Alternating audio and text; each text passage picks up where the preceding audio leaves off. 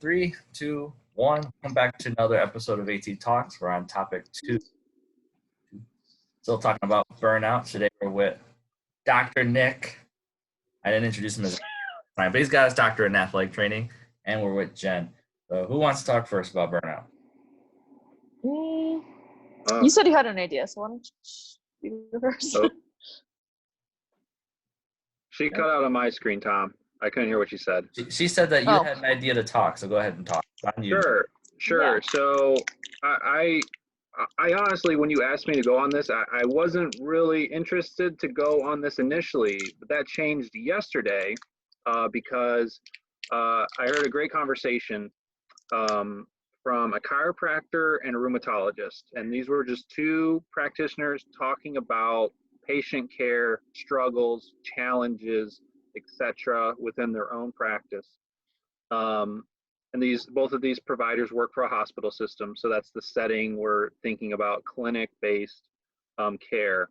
And the chiropractor asked a great question. He said, "How much time do you spend with new patients?" And she said, and this practitioner, the rheumatologist, said, 40 minutes or more if I feel like I need to. And the thing that they got hung up on was the fact that sometimes, in a hospital type setting, it very much feels like I need to see X amount of patients every day because my stakeholders care about how much revenue am I bringing in. So as much as they want to spend an hour plus with some patients, because really in their practice, getting a history for a rheumatologist, getting a thorough history and really understanding what is ailing a patient is so vital to figuring out how to best help them. You feel like you're burning the candle at both ends because you start loading up your schedule more. Hey, you know what, fill up my lunch. I'm not going to take a lunch today. I need to see more people. I got to spend more time with these patients. And when you don't have that ability to spend that amount of time, sometimes it affects the quality of care. And at the same time, you can't spend more time because now you're making the next person wait. And now you're affecting that person's experience. And it just made me think about, like, as an athletic trainer, what do we typically talk about? Hey, I got 20 minutes and I got to try and see 20 people. And I don't have time to do a full eval. I don't have time for these things. And, it was just so eye-opening to hear that this isn't a problem. It's a similar problem. It's framed a little bit differently. Our problem is, hey, practice starts in 15 minutes. Or, hey, I really want to go out and play today. And they're looking for the quick fix, or, there's other barriers to preventing us from doing our job to the best of our ability. It's something that is experienced in other professions as well. It's just, there's different barriers. And I think the other thing is that, I know coming out of undergrad, the idea of spending 40 plus minutes with a patient was like mind boggling to me. Like, what would I even do for 40 minutes? So I think there's the opportunity there to say, wow, like, if I really did have the time with my patients, what am I going to be doing, and how am I going to make sure that I'm using that time wisely? And I think when you talk about burnout and AT, it's looking at those barriers and saying, how can I make sure I'm providing the best quality of care for my patients, but also not running myself into the ground? And I'm sure, and time management plays a big role in that. And I think to take it this way, I learned a lot from that conversation they had yesterday, where I can say, wow, here's some ways that I can be helping myself and helping my other colleagues, like, manage burnout and making sure they're not running themselves into the ground. Cool. I guess I could. Go ahead. No, that's great. I think that's a good point about, like, having coworkers and people to talk about this with, and those are two doctors who do completely different things, and the fact that they can connect on that and just talk about how it's, like, patient-centered. Like, that's what they were just talking about, the patients, not like what they do specifically, but just the people they work with. And I guess that's, I don't know where I'm going with this, but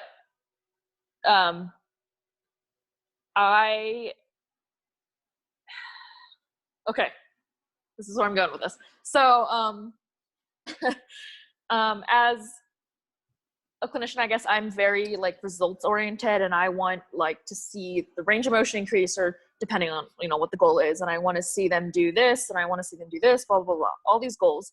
And I focus on those. I'm very like, focus on those and don't worry about other things like how are they feeling today, or how are, you know, I was kind of where my head was at, because I felt that's what mattered. Just because in school you don't talk about that stuff much. You kind of just talk about the science and everything. So coming to grad school, it was a big change for me when my supervisor, who's just been super helpful with me, and she just talked about me needing to gain the athletes' trust and being able to be there with them and talk with them, whether that means like spending a whole hour with them one day just talking to them. And that's, for me right now, it's kind of easy to do in a sense, because I have like 12 athletes, right? But I guess I have a special case where I'm also doing my research project, which was terrible. I mean, it was an awesome project, but it was just so much time that when I was at research, I was thinking about work, and my girls were texting me. When I was at work, I was thinking about research, and all the kids, participants, were texting me like, hey, I can't make it. And I was just like, holy cow.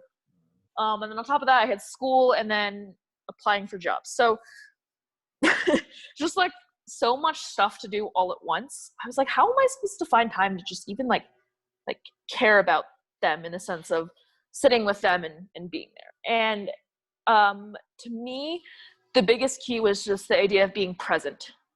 I spent a lot of time last semester just kind of in a fog. I just was like so focused on what's next, and what do I have to do, and just stressing myself out. And I'm working on that a lot this semester, and just like trying really hard to be at practice 100% when I'm there, you know. And like I had a kid come in today, and she got on the Normatec, like the puffy pants, and you know, I was like, well, I could go back to my desk and maybe just do some of my research stuff, but I decided to just sit there and just talk with her. And like within 2 minutes, I forgot that I was even stressed out about stuff. I kind of just focused on her and being there with her. And yeah, that's just, to me, it's just been really helpful. Like no matter how stressed I am or whatever is going on, it's like, I'm going to just focus on this right now so I can give 100% here. And later when I'm doing homework, I can give 100% there.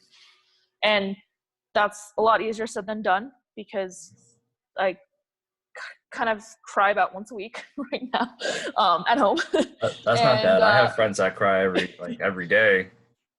Yeah. So like, I mean, I think when you're in grad school, there's a bit of a different thing there. It's a little different than like when you have a big girl job, as I like to say. But that's kind of been my experience. And yeah. I'm very much kind of how you are, where it's just this is where we are today, this is what I want to do tomorrow, and then this is what I want to do. So it's like, what's next? And I don't enjoy the process. I enjoy getting to the end, but once I get to the end, it's like, oh man, there's something next. I never really feel satiated with it. That's not the word I wanted to use, but that's the word that, like, I want more. I don't feel fulfilled. And talked with Kent Gaines and Alicia Pennington a couple months ago, and she talked about just trying to slow down and enjoy the process. You can never have too many of those soft skills either. Like being present is huge, because once you win your kids over, they're going to help you from burnout, because life can get pretty crazy pretty fast. And when you have all that schoolwork, all those projects, all your research, and you have a very, very small paycheck, and you're poor all the time, and like it wears out your mental health. Yeah. You know, it's fun. It's interesting you said that, Tom, about if you have buy-in, if you have investment from your patients, basically. And I tell you what, the most uplifting thing, the most uplifting thing a patient's ever said to me, I was in my first job, and it was like I had different, within the first job, they tried to put me in different positions where I was working different sports, doing something different. And I had about a 4 to 5 week rotation where I was not actively covering practices or games. I was just doing rehab. People who had long-term rehabs, that's what I was doing, really focusing on that. And it was difficult. I would say that was one of my weaker areas coming out of undergrad. And I struggled, and it felt different. And in that sort of way. I felt like I had to try really hard to like motivate myself to say, I want to go do this today. It was like, man, I'd really rather be out watching practice or, you know, helping out with more game activities. And I remember a patient came up to me. It was like a grade 2 hamstring strain. And I'd been working with this patient for a couple weeks. And after our rehab that day, she said, you know, I really can tell that you really care about what you do with all of us in there. And that was like the big, like, I was probably burnt out as all hell, but hearing that simple compliment of saying, I can tell you really care about what you do. And we all really appreciate that. That was the biggest thing to say, wow, that felt so good. It gave me so much energy and invigorated me to keep trying and keep doing what I was doing. And I think exactly, it's exactly what we've been talking about. If you sit and listen to your patients and you get to know them and you spend that quality time, you still can obviously focus on results. But if you can have those meaningful conversations, it will 100% strengthen that relationship for you and the patient. Yeah, I agree. I think like hearing things like that is just super awesome. And it's not like, you know, you need that kind of validation, but it just really gives you that extra boost sometimes. And like, I think for me, the hardest thing is more of that internal, like, sort of like validation, if that makes sense, or like that internal, like being able to say, hey, I'm burnt out, but I want to do this and try to bounce back or something like that. And I think that's really hard for everyone, I guess. My personality type is just like, I'm so hard on myself. Like I need to be perfect absolutely, like all the time. And that's really draining. And when I'm able to kind of let go about just certain things, it just feels a lot better. But for me, like my biggest thing or advice, I guess, for burnout that I've heard is just that self-care is an active process. And, you know, I think people think self-care, oh, like bubble baths and painting your nails and all that stuff, which I do enjoy. But I think the biggest thing is just being active in caring for yourself, whether that means like, you know, taking time to go to the gym and work out, or if it means like pushing yourself to talk about like one item of growth a week or something like that. I don't know, just like challenging yourself to do these new things and yeah, it's just really important. A lot of times self-care is like doing things that you don't want to do, but you know that they're good for you. So that's just been huge for me. And I guess I really like to talk about like concrete items that you can do because that's just how I am. But I do work out a lot, but I know that a big thing for me that I haven't done in probably months because I keep sort of forgetting is meditation. And to me, that's like is like an active self-care process because you have to want to sit there kind of for 5 minutes at least in silence and just it takes practice. do nothing. It's and it's freaky. It definitely is not for everyone either, which is totally fine, you know. But yeah, that's just something like that I know when I do it, I feel so much better.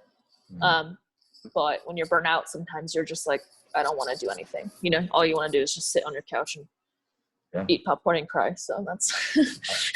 I would do guided meditation in grad school. I would put on like a YouTube video and just lay down on the bed or on the floor or sit up like cross-legged and just try to go through it and think too much and feel the energy going through your body or listen to like rain in the background. What would you recommend, Nick, for those struggling with burnout? So I think like Jen said, it's going to be different for everyone. I do agree. It's got to be an active thing that you do. It's not, oh, when I have time or no, set time in your day. Hey, I'm going to spend 45 minutes doing X thing because I need to do that to help me with either mental, physical, whatever burnout you're experiencing. I love going to the gym. I think working out is very therapeutic. Once you get into it and make it a habit, it becomes very therapeutic. I do video games. I watch YouTube videos. I'll literally lay on the floor and play with my cat for an hour sometimes. That's the most therapeutic thing in the world for me. just to like completely forget about the whole world and just be like, it's you and me, bud. And he's like, please leave me alone. But I think whatever it is that puts your mind at ease, that lets you kind of release that stress, whether that is meditation or just practicing mindfulness. Jen, what you said about you know, being a really big critic of yourself, being really hard on yourself. I think being able to reinforce positive self-talk, you know, if you make a mistake, don't say, oh, I'm a screw up, or oh my God, I'm terrible. Say, you know what, I made a mistake, but I'm gonna do better next time, or I'm gonna learn from this. Try and reinforce your thoughts and your esteem with more positive enforcement. I think that goes a long way. I know it's done a lot for me. So those are the things that I would recommend or that I do. But again, everyone's going to have their thing that they just enjoy doing to help decompress. And I guess I just want to talk about this. Go ahead. The biggest thing for me has been just going to therapy, and being able to talk out my ideas, and like, you know, even when I'm in therapy, I'll think of something, I'm like, oh, like that makes so much sense. And it's just like having someone to talk to about just things you're struggling with is really helpful. And like, you don't even have to like, I guess, like have a mental illness, you know, to go talk to someone. Like you can just go, even if you just really struggle with certain things. So for me, like I have learned about sort of like a values-based system that I really enjoy. I'm a very like values, morals, rules-driven person. So I'm always like, okay, that has to be done exactly that way. And if it isn't, I'm going to freak out. And that is one of the things I go to first, but I'm trying to make it my value, my value is the idea of flexibility and gray areas and, you know, people doing things differently and stuff like that. And I don't know, being able to just talk with someone about that, and for them to ask me, you know, oh, why did you do that? Did you do that because you freaked out, or did you do it because of your values, or stuff like that? It's just been really helpful. And I know that resources are tough to get to, like, you know, financially and stuff, but I think there's always a way to do it somehow. I don't know. There's a lot of like apps now that you can, it's like Better Health or something like that, where you can like actually talk to people through the app, and that's kind of cool. So there's a lot of resources out there, but that is by far like my top thing, if you have access to that. Yeah, no, I had Ed on yesterday. He's from Vermont, and he said the same thing. He's like, don't keep all that negativity and all the unspoken words pent up. Talk to someone about it. And if you need to talk to a therapist or some type of person that specializes in that, or even if it's just a friend, like I'm not here in India, and I feel very isolated, and I don't really care, so I just share my thoughts with Twitter. I'm like, let's feel. There's 4 sentences. I don't proofread it. I just send it, and then if people don't like it and they're angry about it, I'm sorry, but I'm going to send out 10 more tweets in the next 2 hours. Get over it. But anything else we want to add to this topic of burnout? I 100% agree with everything you and Jen just said.